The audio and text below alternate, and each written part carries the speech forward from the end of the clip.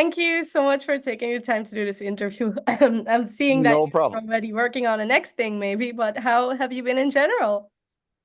I've been busy. I mean, now it's time to figure out the live situation, with new songs and stuff. So that's what we've been working on for the last couple of weeks. So yeah, so far so good, I think. Because we got a last minute festival on Sweden Rock. So our schedule changed like 3 weeks before that we planned. So it's a little bit hectic now. So, but it'll work. Well, yeah, you Hmm. actually did the I Am tour before you had the album I Am out. So how was that experience for you? It was good. I mean, we just wanted to wake up people and tell them we're back, sort of. And now the real shit is coming. New album is out for a week and so on. So, yeah. Yeah, you just released a new album, so how have the reactions been so far? I think okay. Okay. I didn't really uh, run around the net and look for what what magazines and things said yet. So we'll find out later on. I think it's a little bit early. I think. Yeah, I guess in general, it's been a while since you released a new Pain album. I get 8 years. Mhm. But so what was the time frame for this album? Did you start writing already earlier on, or did you start writing during the pandemic? Or I started like 2017 to write for actually next Pain album, but then we needed 3 songs for this theater that Till's daughter was involved in. So some songs went there, and then I tried again next time, and then Joe got some songs, Jolene Turner. So I tried many times, and of course, having 3 bands, touring with 3 bands, it takes a lot of time. So, but now it's only 2 bands, so it should be okay to release an album every second year, maybe. It depends yeah. how motivated I am. It's all about that, But at least it's not so much work, put it that way. So Yeah. it should be okay. Well, considering Pain is also, your personal project, I guess. Yeah, Is that something you enjoy doing? Like, does that give you a lot of peace of mind, for instance? it's a kind of therapy work, and also, I learn a lot as a producer, as a songwriter during this period. So, I mean, I think it was in February 21 when we still had a pandemic. My manager Anna said that we need to bring out some Pain songs because in September the new Hippo will come out, and then it will take even longer. So I did Party in My Head, and I had Gimme Shelter laying around, but as an original version of it. And I kind of hot rodded it up to Pain style, and then I started thinking, okay, what the hell should I write for the next Pain album? So I went through the old album, coming home, and I felt like it was kind of sleepy. So I immediately wrote Push the Pusher after that. So that's how it started, kind of. Hmm. Yeah, well, I guess this album has more kind of I wouldn't say necessarily positive because the lyrics aren't positive like all the time, but it has kind of an uplifting mood somehow. And Yeah, considering the last years in society haven't been that wonderful for people, um, yeah. was that sort of the reason why that came out of your head? I don't know what came out of my head, but I just wanted more tempo and I wanted it a little bit more industrial and more stomp, you know, that you can really feel the beat. And that was really the only thing I had in mind. And then I just tried to write songs that really makes you want to move. Mm. Yeah, and I guess I also heard in some interviews, and I guess it's pretty well known that pain for you is like a method to push your own boundaries as a Yeah, songwriter. Are yeah. there ever elements that you try out in pain that you also end up using for other bands or projects or even in hypocrisy? Well, I think it's more as a producer aspect than, when it comes to it sounds not even close with hypocrisy, Yeah. but you know, it's totally different. So, I mean, for me, it's just a journey of trying things and try to make things more interesting for me, sound wise, and of course, song wise as well. So it's just a learning process, I would say. Do you feel like it's inspiring to go to like a workflow where there are basically like no rules? Yeah, definitely. I mean, it's good with hypocrisy because for the first, I guess, 5, 10 years, we kind of established our sound or our style or whatever you want to call it. I mean, it's not super unique, but you can definitely hear when it's hypocrisy, I think. So we don't want to fuck around with that anymore. And I need to develop as a songwriter for other things as well. So it's, yeah, with Pain, no album is the same, I would say, if you listen to all of them. I mean, of course, you have this red line in it, my voice, my way of maybe constructing or writing songs. But other than that, I just try all kinds of stuff until I'm happy with it. It took me forever to sing on Go With The Flow because it was so naked and it's like this 80s vibes synth pop. So that gave me a lot of challenge, and I like to challenge myself because I was thinking like, holy shit, what the hell should I sing on this, and how should I sing on it? So it took me a while to figure out things like that. The same goes for all the songs. It takes forever to try to adapt to the sounds and the songs that I'm doing. Not for sale as well. It has a little bit more hip hopish kind of thing in the beginning, a little bit, you know, and it's yeah, it's a trying thing for me. So sometimes it works, sometimes it don't. Yeah, yeah. I also heard you mention in many interviews that you mentioned that the Pusher Pusher was extremely difficult for you to get the way it is now, I guess. But and Mm. given the things that you just mentioned, is it really hard to produce your own music than produce a different band's music? Yeah, I mean it's you know how it is. It's always easier to teach people things than to get taught. So when it comes to yourself, you know, you don't really talk to yourself and things like that. You just see it from one kind of a perspective. But when it comes to other bands, I see it from the outside and what I would like to hear from them and trying to push them as hard as possible as musicians to perform and also the sounds and things like that. But it depends what kind of music style. Sometimes you have to go in their songs and you know, let's only do this twice. 4 times is too many. It's too boring and things like that. But like I said, it depends what kind of music it is. With death metal and so on, there is not really any rules like that. But I want with Pain, I just wanted, you know, no highway, just keep on going and going, and you're waiting and waiting. I just want to go boom, boom, boom, boom. Yeah, was there any like things that other than maybe Pusher Pusher being challenging, things that you learned from a production point of view with while producing this album?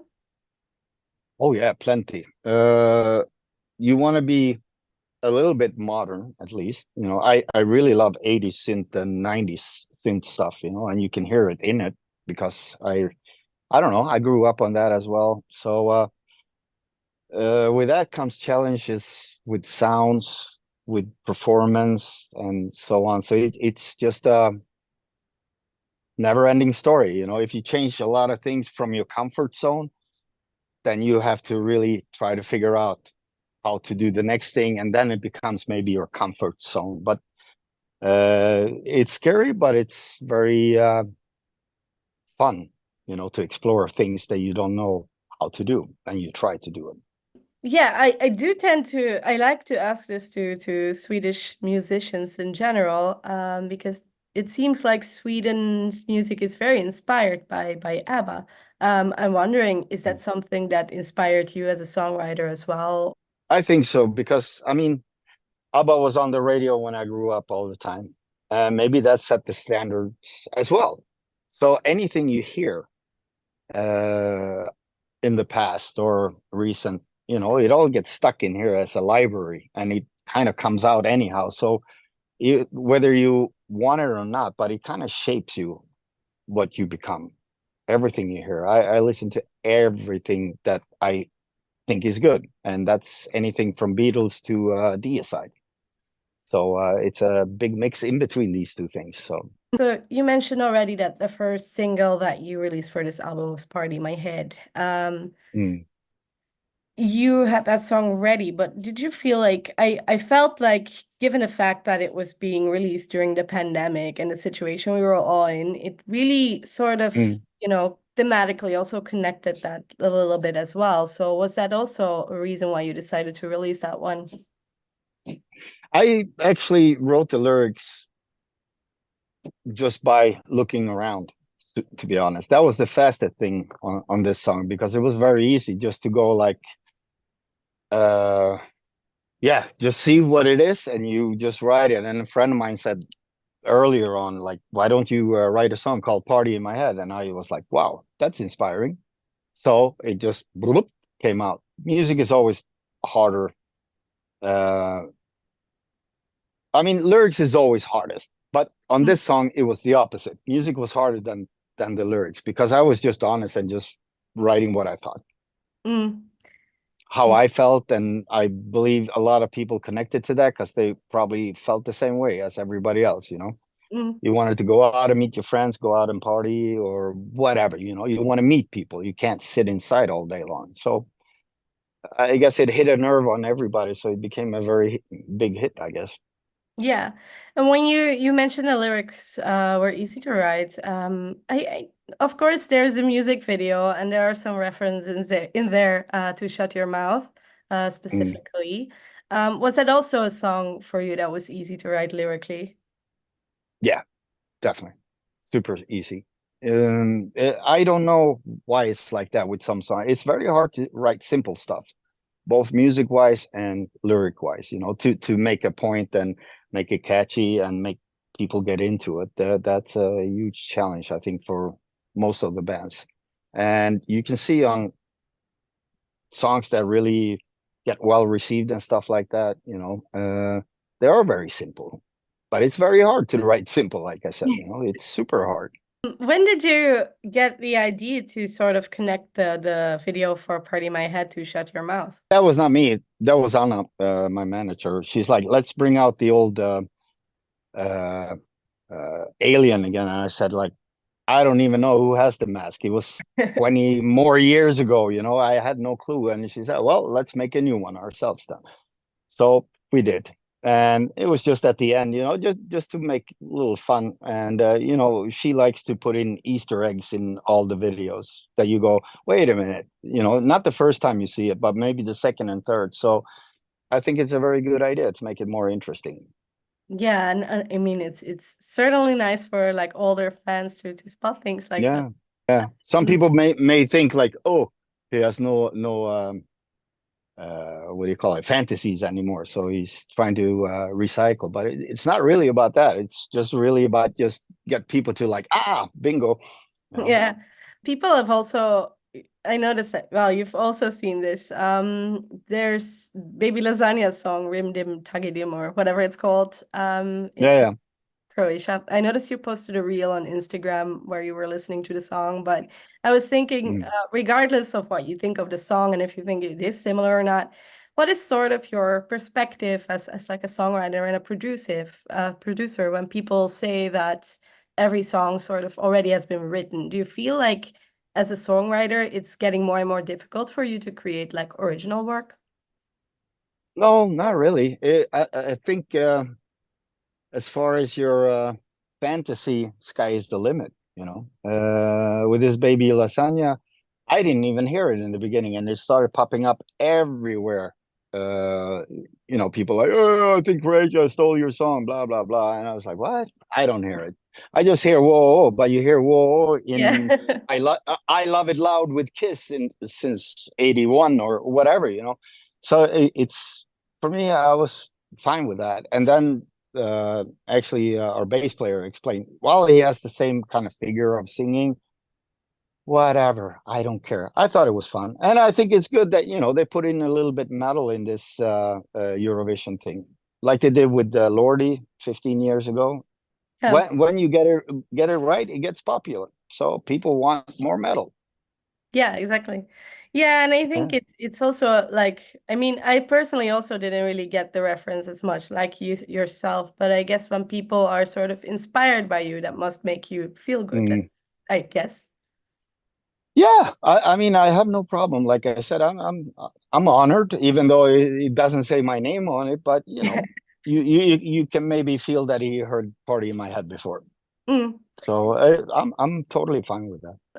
The song My Angel was written in 2011, I think, or something like that. Mm, I think you've mentioned already quite much about this song, but what I was yeah, wondering, if you would have written that song today, would it have sounded differently with all the, experience you have? I yeah, I don't know, to be honest. I never thought about it that way. This was a song that was just laying around and me singing on it, and I didn't think it was good enough. And it's very 90s feeling to it, which I said I like a lot.